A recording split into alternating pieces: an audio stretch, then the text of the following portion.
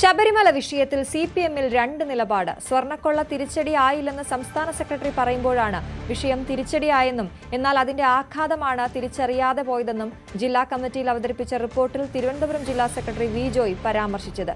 ജില്ലാ കമ്മിറ്റിയിലും സമാന വികാരം അംഗങ്ങൾ പങ്കുവച്ചു. എന്നാൽ മറുപടിയിലും ശബരിമല വിഷയം തിരിച്ചടി ആയിട്ടില്ലെന്ന് എം.വി. ഗോവിന്ദൻ ആവർത്തിച്ചു.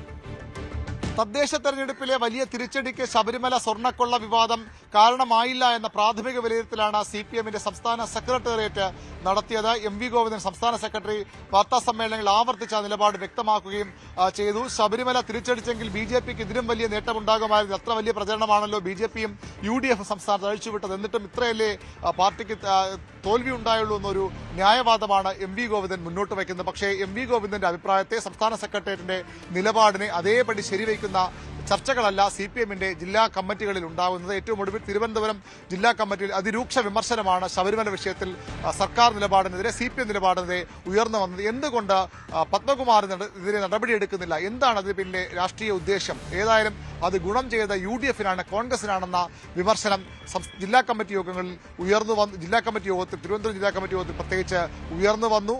പത്മകുമാറിനെതിരെ നടപടി എടുക്കണമായിരുന്നു. മാത്രമല്ല ഈ ശബരിമല അയ്യപ്പ സംഗമമൊക്കെ വലിയ നേട്ടമാണെങ്കിലും അവിടെ അന്നുണ്ടായ ഒരു സംഭവം, അത് വെള്ളാപ്പള്ളി നടേശനെ മുഖ്യമന്ത്രിയുടെ കാറിൽ കയറ്റിക്കൊണ്ടുപോയതിന്റെ അനന്തരഫലങ്ങളും തെരഞ്ഞെടുപ്പിൽ തിരിച്ചടിയായിട്ടുള്ള അഭിപ്രായവും സിപിഎമ്മിന്റെ ജില്ലാ കമ്മിറ്റി യോഗത്തിൽ ഉയർന്നു വന്നു. എന്നാൽ അതിൽ പങ്കെടുത്ത സംസ്ഥാന സെക്രട്ടറി എം.വി. ഗോവിന്ദൻ തന്റെ നിലപാട് ആവർത്തിക്കുകയായിരുന്നു. ശബരിമല തിരിച്ചടിച്ചു എന്നതിന് ഇതുവരെ ആ രീതിയിലുള്ള തെളിവുകളൊന്നും വന്നിട്ടില്ല. അത് കണക്കുകൾ പരിശോധിച്ച് എല്ലാ ചർച്ചകൾക്ക് ശേഷം മാത്രമേ ഒരു നിലപാടിലേക്ക് എത്താൻ കഴിയൂ. മാത്രമല്ല പത്മകുമാറിന് പത്മകുമാറിനെയും വാസു അടക്കമുള്ളവർക്ക് നടപടിയെടുക്കാത്തതിന് കാരണം അവർ തെറ്റു ചെയ്തു, അവരുടെ ഭാഗത്ത് പ്രൊസീജിയർ ലാപ്സ് ഉണ്ടായിട്ടുണ്ട്. അതിനപ്പുറത്തേക്ക് അവർ ഏതെങ്കിലും തരത്തിൽ തട്ടിപ്പിന് കൂട്ടുനിന്നോ അല്ലെങ്കിൽ സ്വർണ്ണക്കൊള്ളയിലേക്ക് പങ്കുണ്ടോ എന്നതിന് യാതൊരു തെളിവുമില്ല.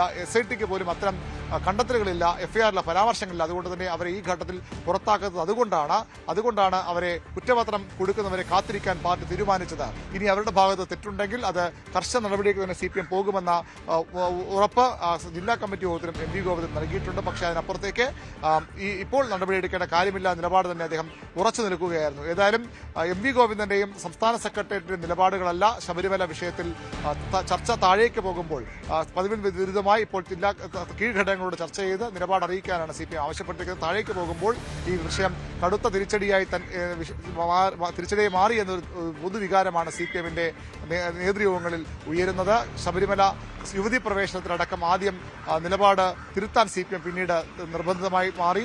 ശബരിമല യുവതി പ്രവേശനം പാർട്ടിക്ക് മുന്നണിക്കും സംസ്ഥാന തിരിച്ചടി ഉണ്ടാക്കിയെന്ന് സിപിഎം വിലയിരുത്തിയിട്ടുണ്ട്. സമാനമായ രീതിയിലേക്ക് ശബരിമല സ്വർണ്ണക്കൊള്ളയും മാറാനുള്ള സാധ്യതയാണ് ഇപ്പോൾ ജില്ലാ കമ്മിറ്റികൾ ഉയർന്നു വരുന്ന ചർച്ചയിൽ നിന്ന് നമുക്ക് മനസ്സിലാകുന്നത്.